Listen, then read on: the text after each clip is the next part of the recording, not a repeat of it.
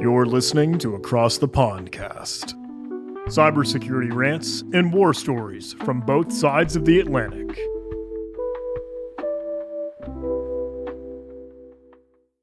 Hello and welcome to Across the Pondcast, a show where we talk and occasionally rant about cybersecurity topics with perspectives from both sides of the Atlantic.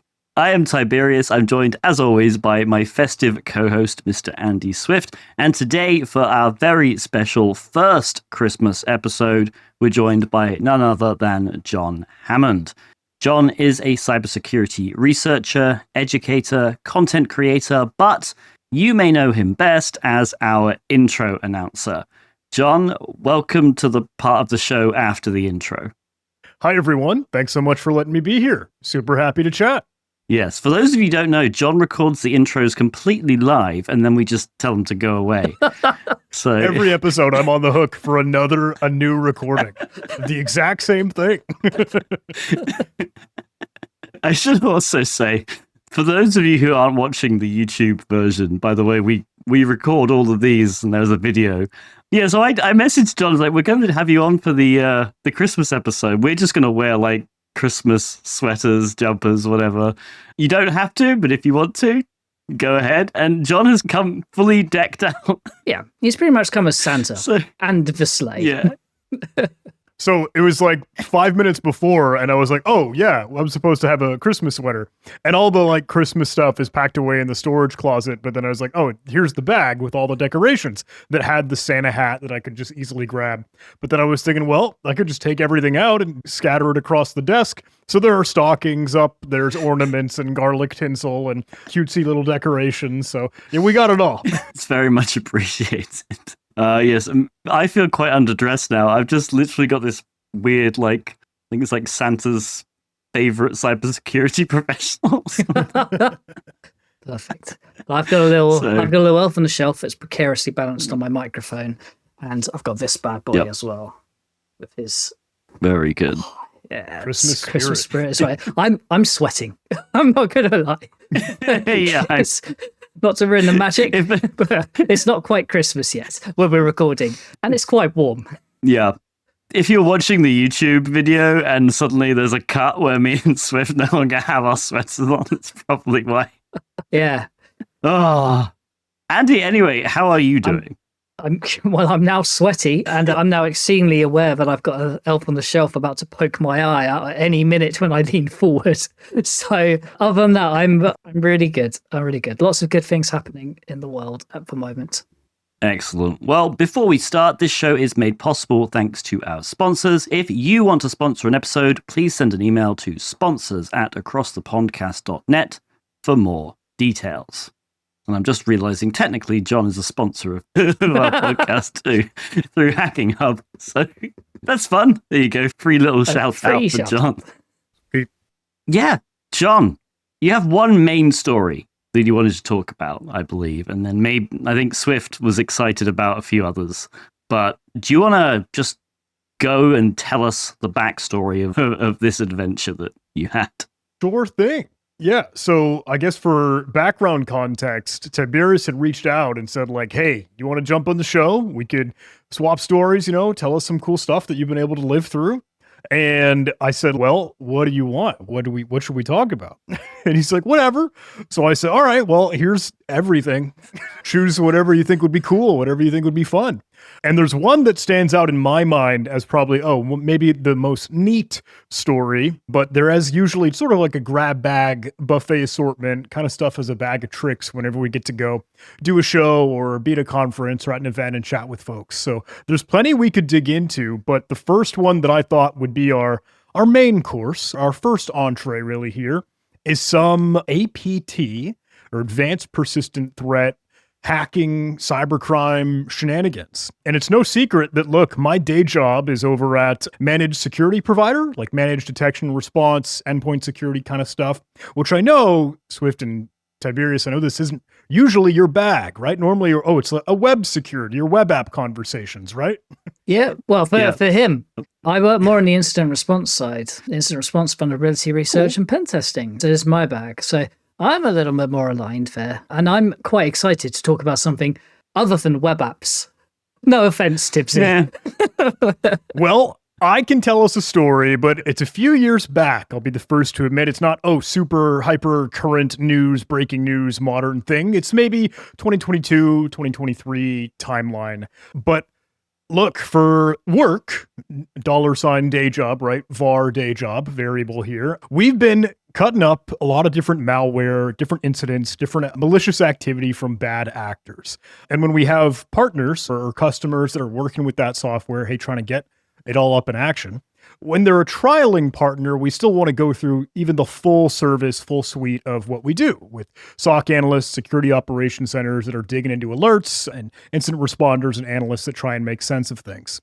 So for one new trialing partner and customer, there was an alert for, some shady activity that was coming out of their scheduled tasks or auto runs. And normally that's persistence, or that's how a hacker maintains their access. They keep their implants, their beacons, their hooks and claws in the environment in the computer.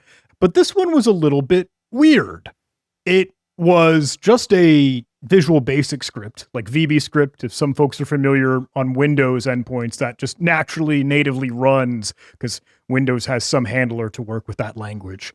But it was odd because, we see this signal for this partner, and I should add this context here. This individual, that organization is a little special. They have some certain kind of authority. They have, not to say some spooky, squirrely, kind of acronym, agency style thing to it, but it's a think tank, right? It's doing research and trying to learn what foreign adversaries might be up to. So they're a special organization, right? So with that background and context, we start to look into, what's this suspicious, strange auto run? And this Visual Basic script code was odd because it looked like it was referencing, it would pull back and actually retrieve some contents out of a Google Doc, like one of the online documents you're used to in Google Drive, like, Google Sheets, Google Slides, Google Docs. But we had the link, you can see the URL in this native natural scripting language. So we went to go take a look, what's going on in this Google Doc. Granted, you've got a living off the land binary, so to speak, some Visual Basic script on Windows to use a living off of trusted sites endpoint. You're not going to block Google in your environment, right? And so Google Docs, Google Sheets, all those things are clever and cutesy. So we go open up this Google Doc and it's blank. It's completely empty. There's nothing in it. It doesn't make a ton of sense as to how it might be using this or making something come out of it. But if you look closely, it's actually in the title of the document. There's a whole lot of nonsense in just that title position. So it's long and elongated and truncated in the display of how Google Doc would show you this sort of thing. But the contents in the page look completely empty. So we thought, clever, cutesy, hiding something in the title of the document. And needless to say, that was just more code, more Visual Basic script, more syntax that could be interpreted and executed and evaluated. So, the next stage or the next layer and another payload for that malware. But we started to do our homework because it looked a little bit weird when we were looking at this title. The delimiter, or how it was hiding certain text, looked like some standard markings, and it's very silly. It was even called John Begin or John End. So I had my name in there. I got a little bit spooked. But looking out online, it seems like, this is actually a signature little identifier, a tidbit from an APT, or Advanced Persistent Threat. This is the Baby Shark malware. Apparently the name of malware is literally Baby Shark, not the song, not the silly little chant. Are we sure it's not the song? Do you want to do a verse just to make sure? Not on Christmas. That's sacrilegious. True. Thank you, John. So Baby Shark comes from DPRK, right? Okay. North Korea threat actor, North Korea APT, North Korea cybercrime, Kimsuky, Kimsuky kind of thing. And there's been some other reports out and about on this. We've seen stuff from Palo Alto, Unit 42. We've seen other folks chatting about this.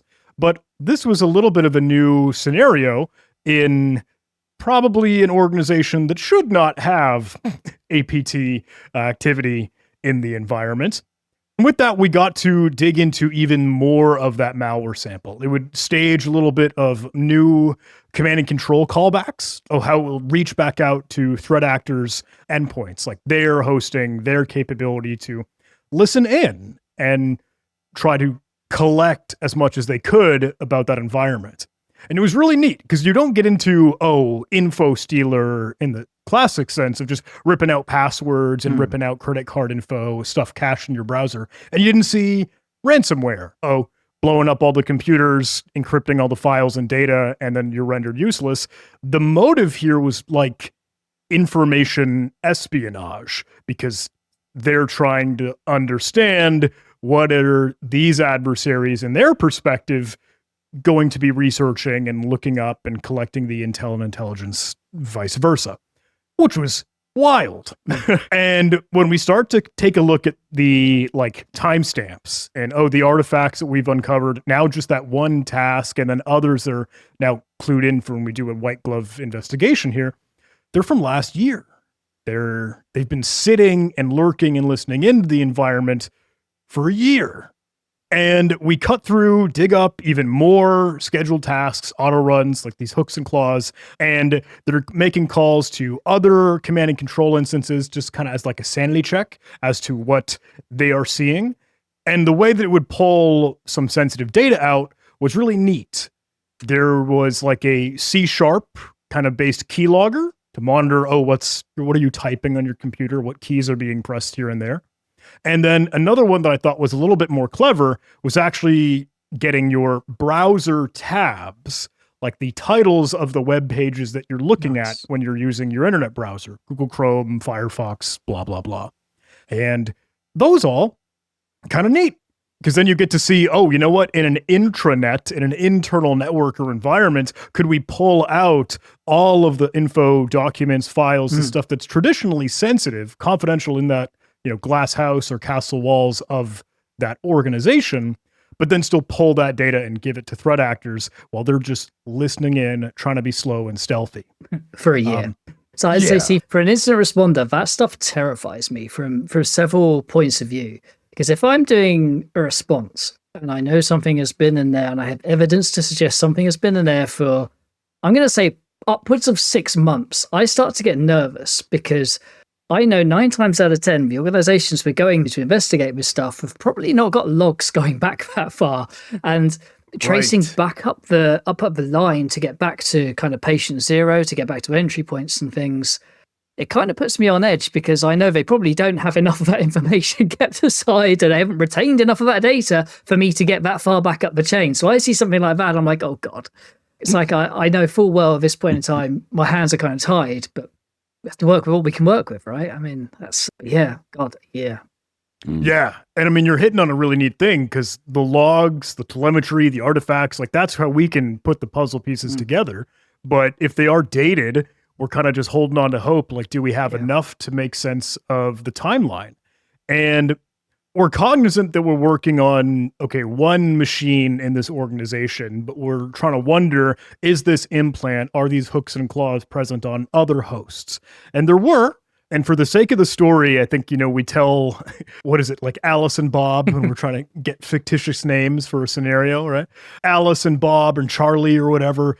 A couple of machines were coming online and going offline because, look, now that they're aware of malware infestation attackers in the network, they're trying to do a little bit to determine what machine should be on and which one should we do even further incident response from the organization perspective, not us as the MDR. But they did have an antivirus engine. They did have some AV and some security solution, but it missed the boat. It just didn't flag and didn't raise any alarm bells for whatever the foot in the door was. And then these persistent living off the land techniques. You've got stuff in registry. You've got callbacks to Dropbox, pulling other files down, all those kind of clever, cutesy things that might just fly under the radar. But then we got to wondering, Alice, Bob, Charlie, the main characters on the stage play here. If this stuff's been around for a year and we've got a guesstimate of a timeline, how did this happen? How did you get infected? What's the root cause analysis kind of thing here? How did this all kick off? And again, seeing what's out on the internet already from other folks who've seen these kind of intrusions, these artifacts, and Kimsuki or this DPRK North Korean APT, what's their playbook? Well, there's no secret, really. It's phishing. It's boring, stupid social engineering, which no one's, they say, how come you're not using Elite 0 days or hacks or server-side code exploits, blah, blah, blah. It's usually the easiest foot in the door is just tricking someone. They just don't need to. That's it works. Yeah. So now we get into an interesting scenario where we're wondering, like, can we see and understand maybe the phishing email? Like, how far back can we pull this thread? And we start to kind of genuinely ask, look, Bob, Alice, Charlie, whatever, can we look in like your emails? Can we look on your desktop in your downloads and see what was going on? What's weird? Because we see from your antivirus logs, which we have that visibility to see, okay, the logs that it had on the endpoint. We see a couple files around the timeline here that match when the startup tasks were first created. These auto runs are left with their create modified timestamps. And they say, yes, okay, for the sake of the investigation, for sure, totally do what you need to do. Go look through these things. And we're thinking like, I think I see some strange zip archive, a file that you actually don't have records for with your antivirus because it says in the logs it failed to scan that file.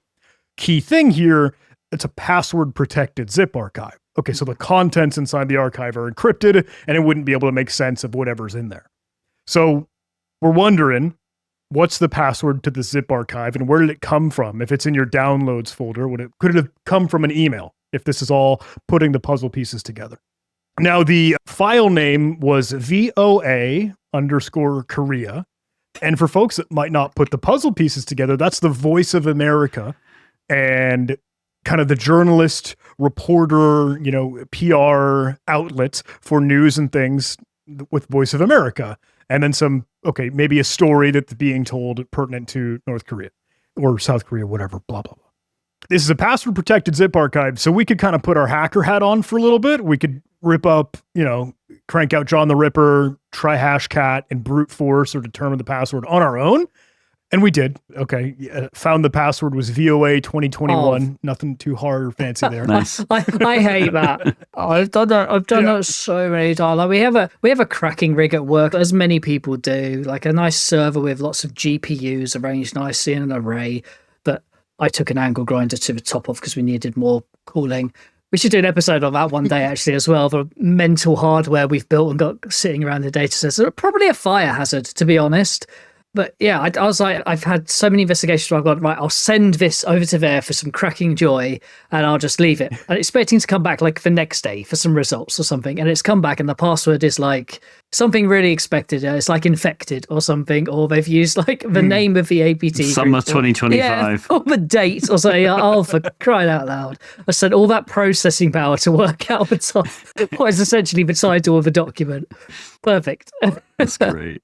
So now we're still trying to make sense of, okay, how does this come together? We got the zip archive because we were able to see that in their downloads folder. And this is Alice, if I may say. This is Alice computer in the story here, our cast of characters. And I'm not going to lie, Alice is kind of a big deal. She's the individual. She's the person who is the one going on all the flights, going on all these, not to say diplomatic meetings by any means, but shaking hands and having the professional conversations in closed doors and rooms. And she's the bigwig. She's the high speed, low drag, high flying flyer here for our org. And we say, look, this is in your downloads folder. It's got this VOA reference to it. Does this sound familiar from a year ago? And she's telling us like, oh, actually, yeah, I can go find the email that this came from, and I can send you that email. Do you want to see it? I'm like, yeah, absolutely. So she straight up sends us the email chain with that it is the phishing email or the phishing attachment that goes back and forth. And the pretense and premise here is fascinating, if I may say, because it's a bad actor, as we know, threat actor, cyber criminal, impersonating and acting as a Voice of America reporter, asking for comments, like asking for a couple answers to questions that they would have for a story that they're writing, for an article, or for a news piece that they want to get out the door. So it's, hey, pretty normal asking for subject matter experts to be able to share their opinion, get some feedback, and include it in the article. But it's not the immediate, here's a fish, download this file, open this attachment kind of thing. It's the beginnings of like, hey, would you be willing to provide some comments that we could include in our story? We'd love to credit you. So for like professional, like, oh, for sure, why not? Like, I'm happy to get my name out and about for the new news article or media. And they go back and forth with a couple chains of, hey, here are the comments. Hey, does this have your review? Does this look good? Blah, blah, blah. She's checking with her other teammates. Alice is asking Bob and Charlie, do we have permission? Is this all A-okay for us to get commentary in? So after maybe 4 or 5 emails, the threat actor now flips the script. Now they switch the tables and say, oh, thank you for providing your comments. I've just made a couple revisions, wanted to change grammar and punctuation. Would you be willing to review and approve these?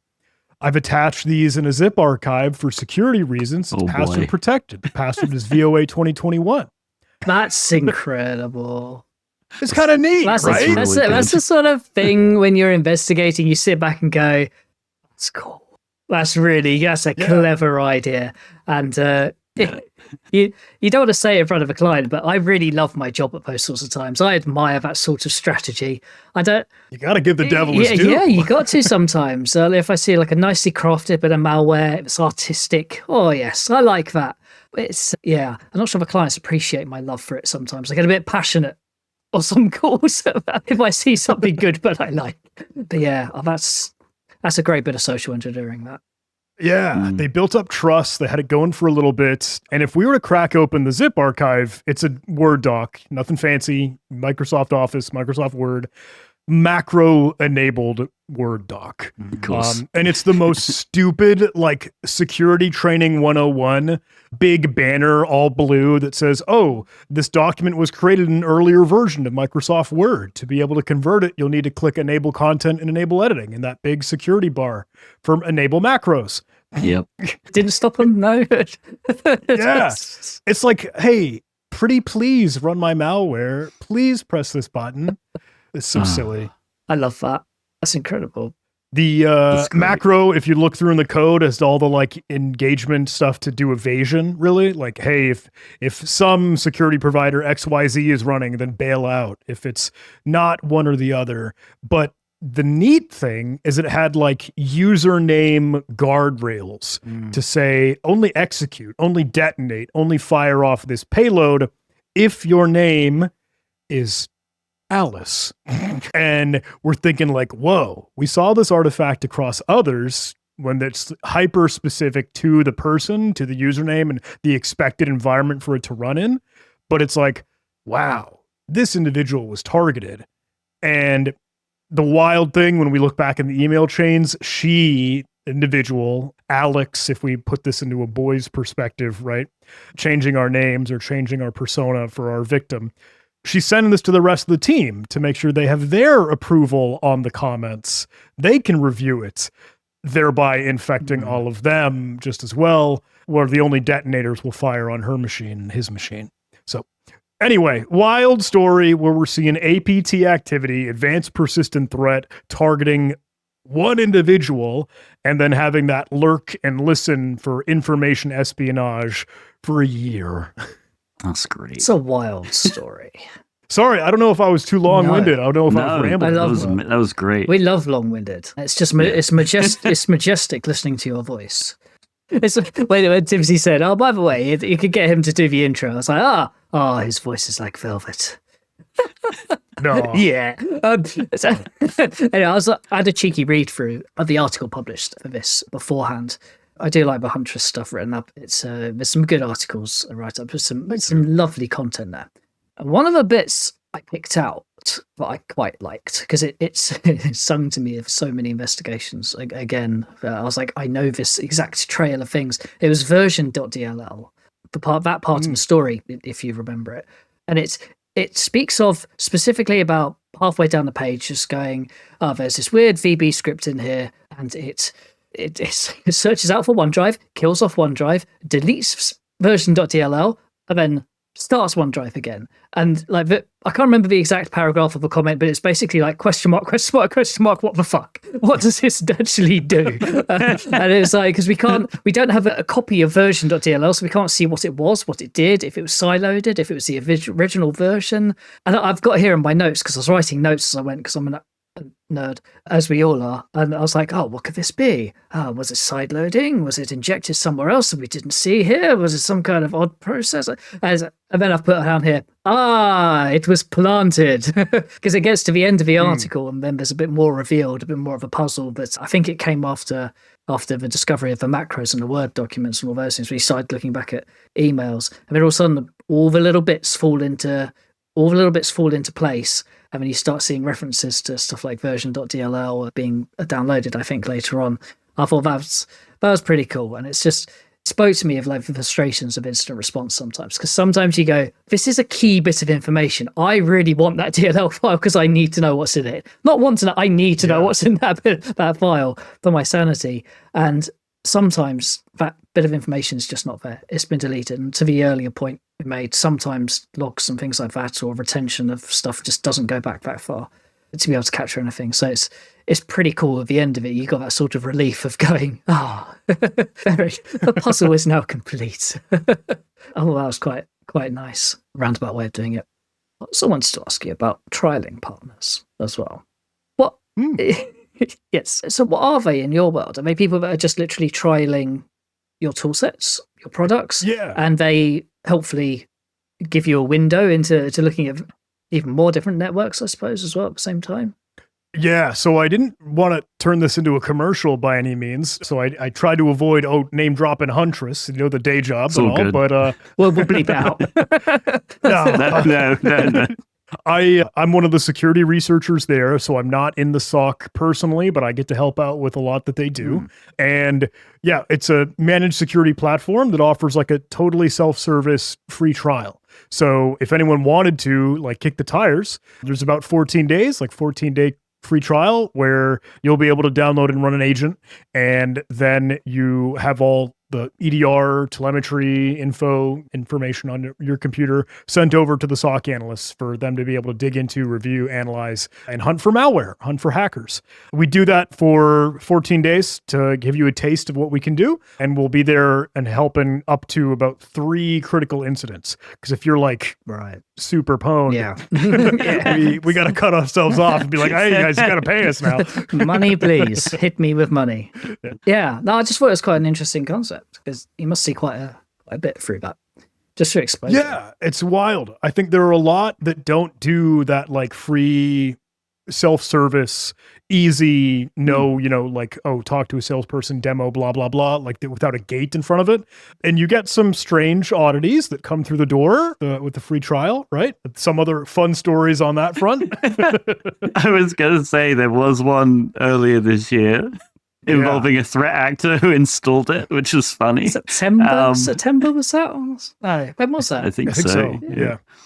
I didn't know if you wanted to talk about that. We can if you want. I just know that was a wild week. I made a YouTube video with John about it because it was a crazy story, and then it sort of blew up because a bunch of people didn't understand what managed EDR was.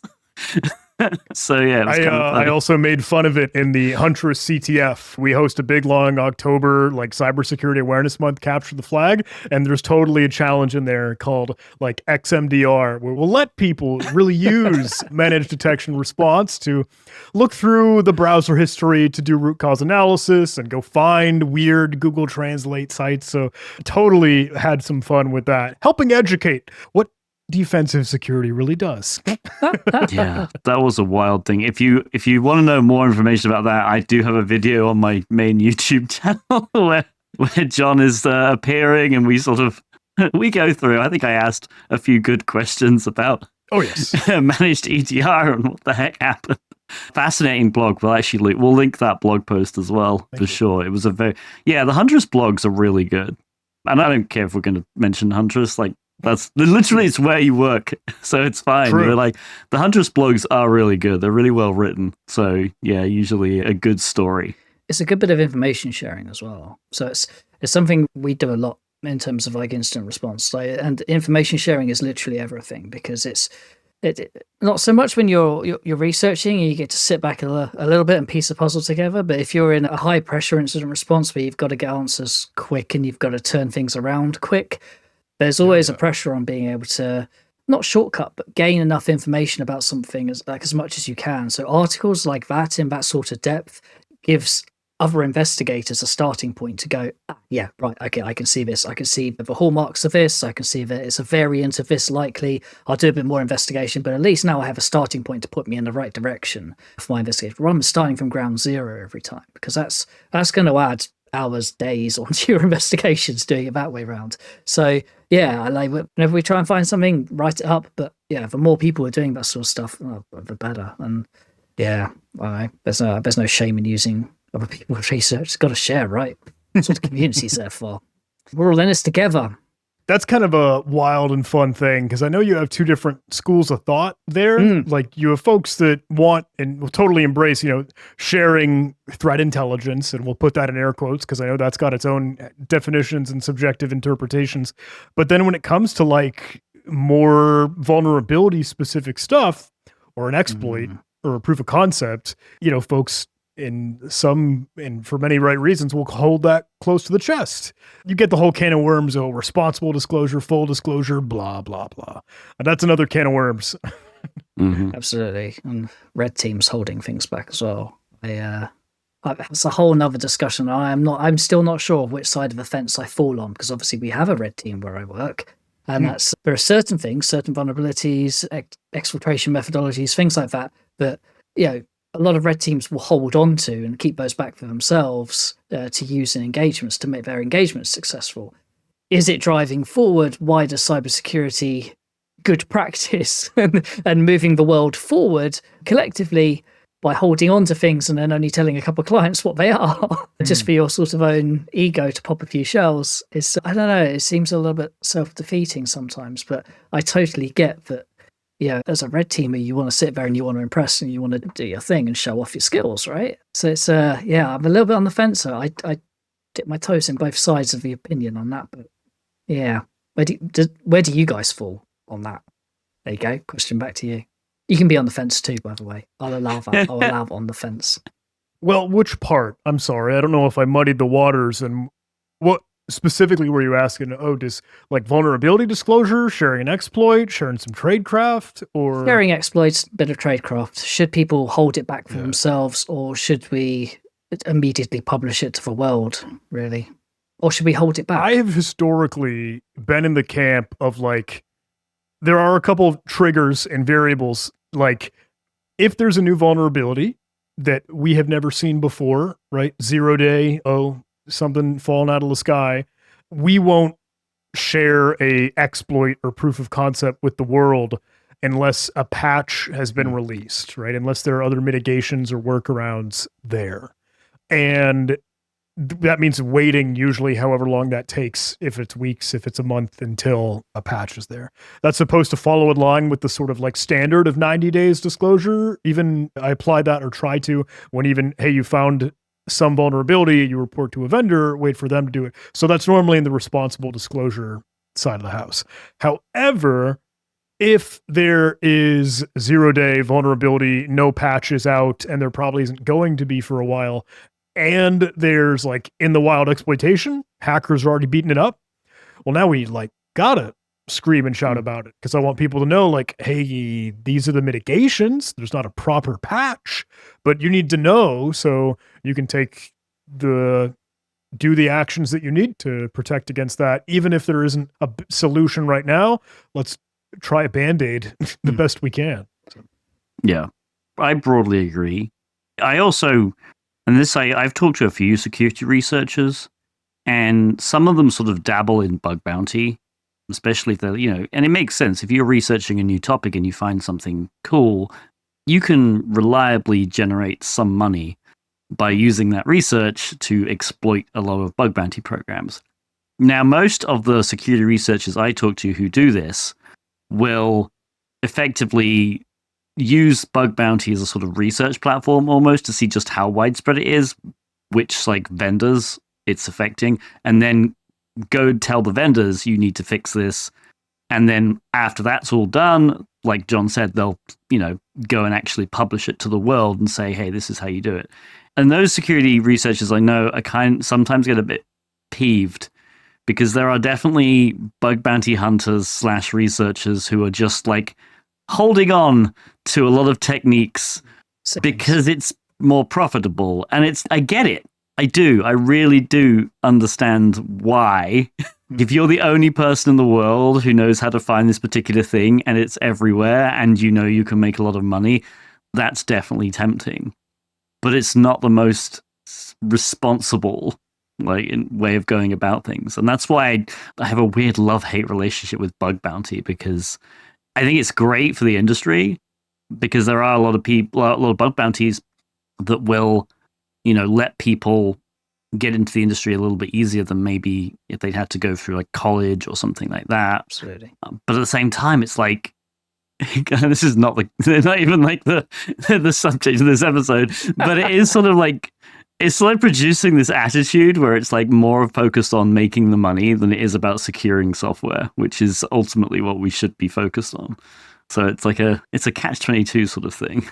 That becomes difficult. Yes. What I really enjoy is when you do speak to certain red teamers, and I've had this a few times in the past, where they've talked to me about this really cool vulnerability, this really cool exploit that they're using.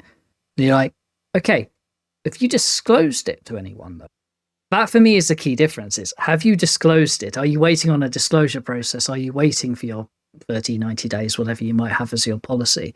Or have you literally just told no one and you're just keeping it to yourself? I think that's the point of cutoff for me in that whole sort of debate. But yeah, I can see both sides. And yes, we have gone down a rabbit hole. We did. Slightly away. Let's bring it back.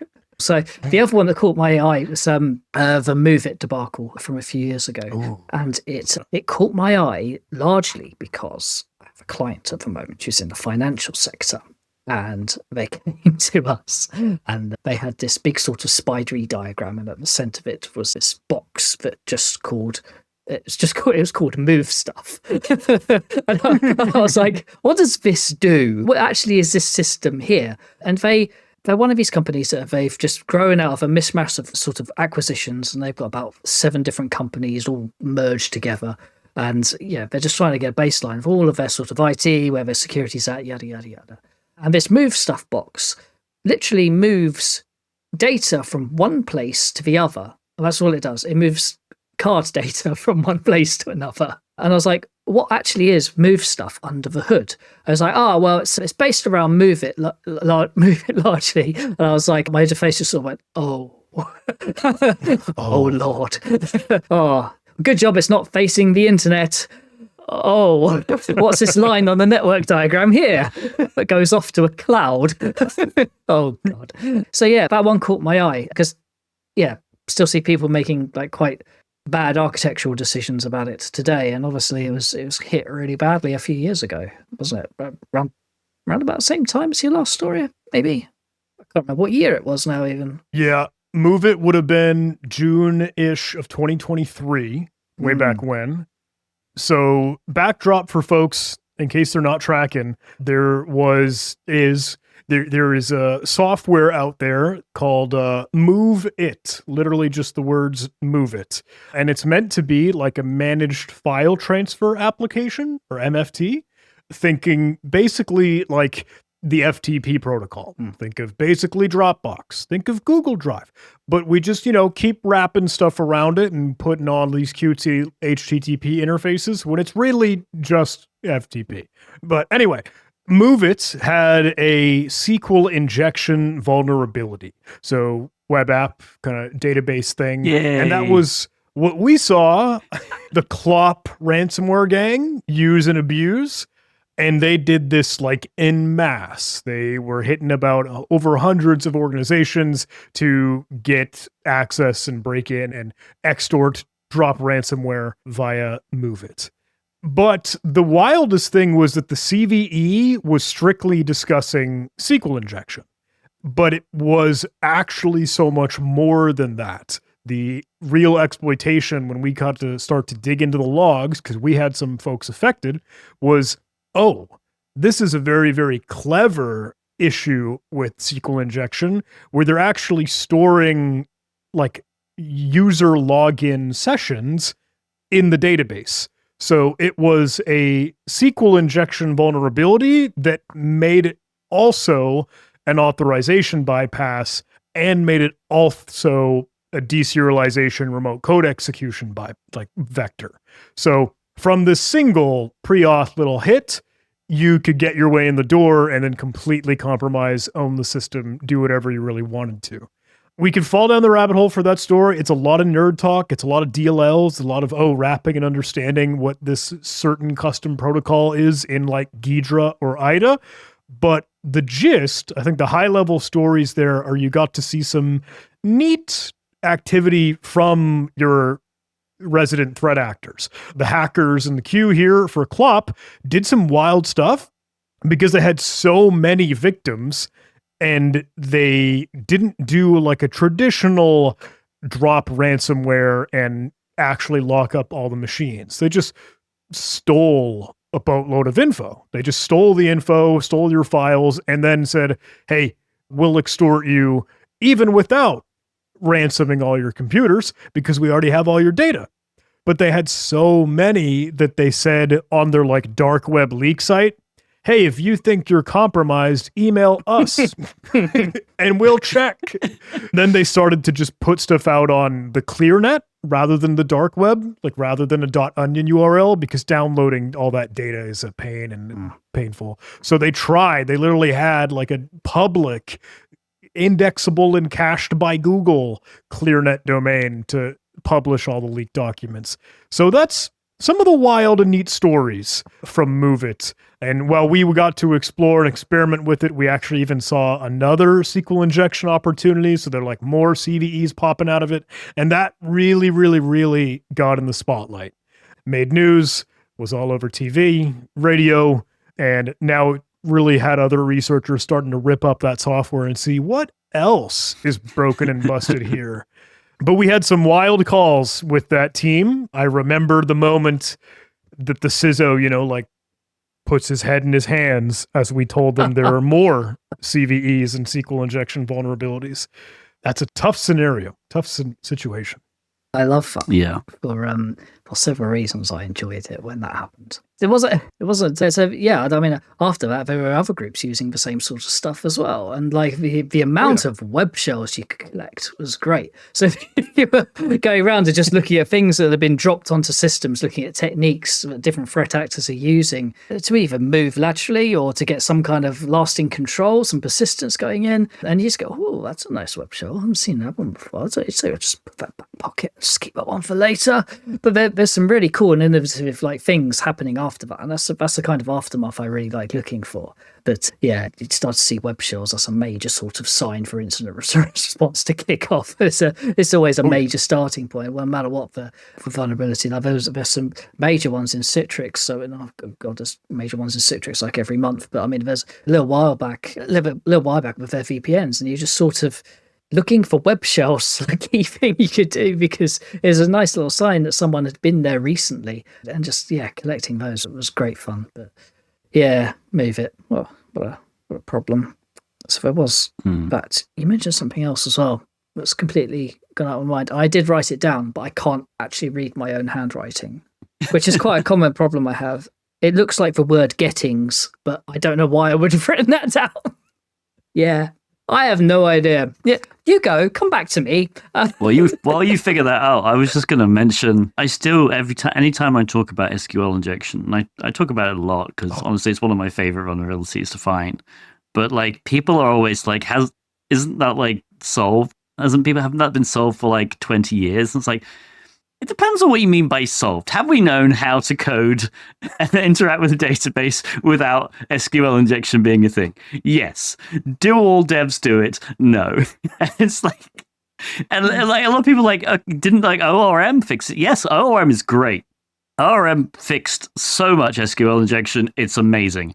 The problem with ORM is it realistically only really works for basic and basic plus queries, which is like 99.9% of the queries you'll ever need in most web apps. But then you want to get you want to do anything advanced with a database. And it's like, we got to use the raw query feature. Andy's mic fell over. Yeah, I guess. I think the sheer weight of my elf on the shelf has tipped my microphone over. The sheer power of Christmas has overwhelmed my microphone. I'm just going to leave this in. This is the right kind of Christmas chaos. This is the right kind of content we need. I still don't know why I wrote the word Gettys down, by the way. Gettys. Yeah, it's definitely got a Y on the end. Interesting. I don't know what it could be. Anyway. Speaking of things like vulnerabilities that should be in the past. Maybe you should fix your mic first and no, get I can, back in your seat. I can still do this. This is fine. I'm not going to put the elf back on. I'm going to slowly de-Christmas because he's clearly tipped for. There you go. He's clearly tipped the balance too far. It's gone too far this Christmas vlog. I'm sweating as well. This jumper is just itchy. This is all your fault, Tibsy. Right, where were we? SQL injections, vulnerabilities that should be in the past. Yes. John's thinking, what have I got myself into? Hey, I'm having fun. I'm along for the ride. SQL injection. Things that should be in the past.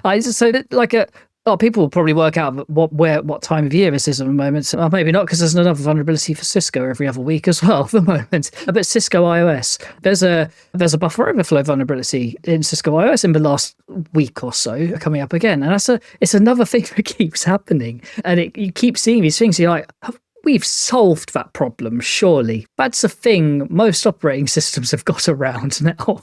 If I'm teaching buffer overflow and exploit development 101 to people, I have to go out of my way to make it work because there are that many protections in modern operating systems now. You can't do it unless you specifically go and enable a lot of stuff as precursors. So it's still working its way into other places, and there are still systems out there that don't have some of these protections shoehorned into them, or found out not so long ago with things like Citrix, binaries that were written about 20 years ago that everyone's forgotten about. The developers are probably long dead and, still contain a lot of buffer overflows, funnily enough. So, just because these things are considered in the past, it doesn't mean that they are. We still see them day in, day out. And I did remember what gettings meant in that, and now I've forgotten it again. Great. No, I mean, I think you're right in that it's just realistically technical debt. It's just old, archaic legacy systems that are still running whatever poopy decades old software code that no one has just cracked open and taken a look at until someone with ill intention has, and now they're going to weaponize it, beat it up, and spray and pray. So I don't know. That's always kind of the rallying cry of, look, let's dig into some of the software, some of the tech that we use, even if it's in whatever sector, whatever field, whatever industry. There are so many bugs if we just shake the tree and see what falls out. I've just remembered it. Yeah. Thank you, John. You've just reminded me what gettings means. You said getting your claw in, so I wrote getting down. Then I started talking about something else, getting claws in. And it was good because you mentioned stuff like move it, and everyone got their claws into it, and then all of a sudden more and more things were unearthed. And then I thought about things like the theme backup solution and stuff like that. That's been fun pickings for a lot of people of recent years, not months, years. And people keep coming back to them and getting their claws in, and that's another really great thing about security community is when you do get the claws in, that a lot of things are uncovered, and they do continue to be uncovered for years after. But yeah, I didn't really have a point for it. I just thought it was like an interesting thing to say. But once the claws are in, things we don't tend to let go, and it's not good enough just to sort of go, that vulnerability's over now. We've survived that one. There's lessons to be learned about all of them, and you generally find once one big vulnerability is uncovered in these sorts of softwares that there's usually one or two steps, like mitigating steps that will get you out of hot water a lot of the time for a lot of these things. And Fortinet had one a year or so ago now, which was exactly the same, where it was bad. Yes, it was pretty bad coding practice for sure, but there was still only a few mitigating steps in the background that you needed to take to get you out of hot water. So it's one of those things, is just viewing it as not like a one-time isolated thing and just going, actually, well, this is a problem. We're lucky this time it didn't hit us, but we need to really pay attention to these mitigating steps because we are affected and exposed by this underlying thing that is not the vulnerability. It's the actual exposure of the service in the first place. And that I find trips up a lot of people still, weirdly. But yeah, there you go. The mystery of gettings solved. Well, Tibbs, a question for you, man. I know maybe this is a different, weird, not the usual conversation y'all get to have, but was this cool? Was this fun? Would you ever, I don't know, explore, dabble on more of that defensive blue instant response analysis side? Or are you, hey, feeling, I'm a web app guy forever. I'm a web app for life. I would, I never say never.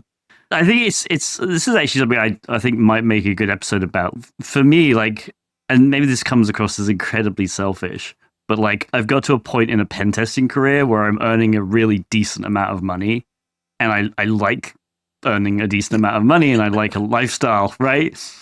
So no the problem, way. I know, right? But the problem is, like, the problem I find is like, in cybersecurity, it used to be that you could just jump around because the industry was so immature that anyone could do anything. But now it's, if I went and tried to like just, I want to be a threat hunter now or something, I'd have to go down so many like steps. And it's a little selfish because it's like, even if I did have that sort of, even if I could discover the passion for threat hunting, I can't just be looking at it like going like, it's a whole other world. I have to be really passionate about it and be like, I have to plan a whole like life change and be like, okay, I need to just earn like significantly less for a few years while I build up my career again. Because it's almost like I've climbed the, like, I wouldn't ever say the peak of Mount Pen testing, but I've climbed to sort of, you know, a sub peak of the Mount Pen testing, and I'm just like sliding down because I see another peak in the distance and I've got to get over there. That's a super cool point, though. You're right. Like, it is genuinely like you've specialized so well that you'd have to kind of backtrack to go in another direction. So yeah. So it's one of those, it's tough because there are sort of just, you can keep climbing up and then, you know, get into management, and management is generally well paid as well. But if you don't want to get into management, there's various security research positions. They're just rare. Like, for pen testing to research is, I think, a more of a logical jump than sort of pen testing to threat hunting or, you know, anything kind of defensive. It does take a switch in a mindset. But yeah, that's honestly one of the main reasons. It's not that I haven't considered it. It's just like, you look at anything, even if I go down, even if they don't hire me as a junior, they just hire me as, you know, regular, like, just sort of mid-level threat hunter, which I am not. It's like, okay, now I got to find a company that's willing to like pay and train. And yeah, it's difficult because that's the other thing, like the training as well. You know, that's something you've got to sort out before you even really attempt to make that kind of move. So yeah, it's a good question, though. I appreciate the question. no, cybersecurity's big. It's gotten so big. So big. It's crazy. Just walk around DEF CON, for God's sake, and there's boats in one room, there's cars in another room, there's freaking healthcare in another room, people like waving around magic wands in another room, antennas. It's just insane. Like, you just get an appreciation. It's my first one last time, John, if you don't have that context. It was my first one last time. I've got a story about that in a second as well to finish off with. But yeah, you get such an appreciation of the breadth of our industry when you go there. And there's people that are so specialized in one particular thing. I don't know, like absolute specialists in CAN bus networks, just sat there tearing a car to bits. And you're like, this is actually incredible. And that's your entire life's work. But I know for a fact, whenever I'm doing, like, I've got a research project on at the moment on some, like, reversing some firmware, which is sat literally next to me. I've got switches on my desk, which is weird because I like a clean desk. So now I've got switches and elves on my desk. But as I'm doing that and I'm getting more and more into that, and I've been doing that for some time, the pen tester in me is sitting at the back just going, how do you run Nmap? I can't remember. And it's like struggling to get out and just go, I need to use Metasploit. I need to go back and do something to refresh, because it's just, you can spend so long going down a rabbit hole and learning more and more about something very specific. And that's equally as technical as what you might do as your main job. It's not to say it's not, but yeah, it's such a wide industry with so many specifications. And I come back to this question every now and then about certifications in our industry, because it is so wide. How do you go about certifying all of it? It's a really strange problem. I don't think there's an answer, but you see these certifications which are like, oh yes, cybersecurity engineer, or penetration tester extraordinaire. You're like, okay, great, but in what? Because it's so specific out there. Yes. Yeah. Oh, my story. I was going to say, is this the story of how I nearly but never met John Hammond? Yes, it is. In the show notes. Yeah. Yeah. Interesting. It was quite funny because it was a DEF CON, and obviously I knew who you were through Tib3rius, and I knew that you did our voiceover. So I was like, and I saw you because I was about 5 meters away from you. How weird is that? In Vegas, and I walked past you. I was like, I know that guy. He does our voiceover. I'll tell you what, I'll go and say hi to John. And I was like, yeah. And I got about like 5 meters away from you, and all of a sudden you got swarmed by like 3 or 4 other people. Yep. And I was like, oh God, this guy looks like he's going to get swarmed at every step. So I was like, oh, let's hang back here for a sec. And then more people came in. I was like, do you know what? This guy looks like he's got enough people to talk to. So I went to go and get lunch. So I went to get some lunch, and I saw Tib3rius downstairs doing one of his little contests. I was sort of watched that for a bit, said hi. And then I came back upstairs to the same section of walkway about half an hour later. And I think you had moved about 5 meters down the road. I was like, there he is still.